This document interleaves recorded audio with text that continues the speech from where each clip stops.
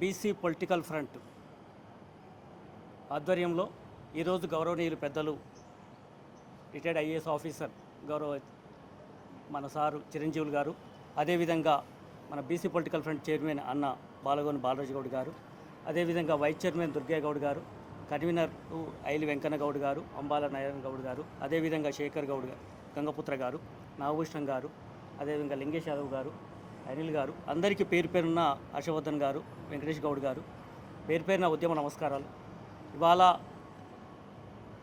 దళిత బహుజన వర్గాల ఆధిపత్యాన్ని సహించలేకుండా అగ్రవర్ణాలు చేసిన కుట్రలో భాగంగా తొలి అమరవీరుడిగా భూమి కోసం, భుక్తి కోసం, వెట్టి చాకరి విముక్తి కోసం పోరాడిన దొడ్డి కొమరయ్య గారి జయంతిని స్మరించుకుంటా ఉన్నాం. ఇవాళ దేశవ్యాప్తంగా కేవలం కుర్మ కులాల్లోనే కాదు, తన భూమి కోసం, తన భుక్తి కోసం, అణగారిన వర్గాలందరికీ భూమి మీద హక్కు కోసం కొట్లాడి అమరుడైనటువంటి దొడ్డి కొమరయ్య గారి జయంతిని ఇవాళ అణగారిన వర్గాలందరూ కూడా ఉత్సవాలు చేసుకుంటూ ఉన్నారు. వారి ఆశయంలో భాగంగానే, వారి ఆశయాలను ముందు తీసుకుపోవడంలోనే ఇవాళ అధికారము, భూమి ఈ రెండే ఆధిపత్య వర్గాల చేతిలో ఉండడం వల్ల బానిసలుగా అణగారిన వర్గాల్ని ఒక పాలితులుగా పాలించే వాళ్ళుగా పాలకుల బడుగా అణగారిన వర్గాల్ని ఒక విభజనగా, ఒక రేఖగా విభజించి ఇవాళ కొనసాగుతూ ఉన్నది. స్వాతంత్రం రాకముందు అదే, స్వాతంత్రం వచ్చిన తర్వాత అదే కొనసాగుతూ ఉంది.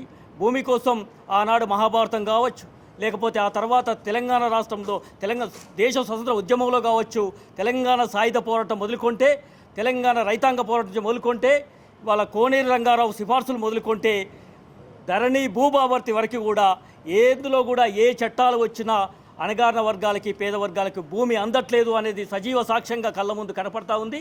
భూమి కావాలని కొట్లాడితే అణచివేత కొనసాగుతూ ఉంది. అందులో ఆ పోరాట స్ఫూర్తిని దొడ్డి కొమరయ్య గారు తీసుకుపోయారు కాబట్టి ఆ మహనీయుని జయంతి సందర్భంగా వారికి ఇవి ఘనమైన నివాళులు అర్పిస్తూ సెలవు తీసుకుంటాం.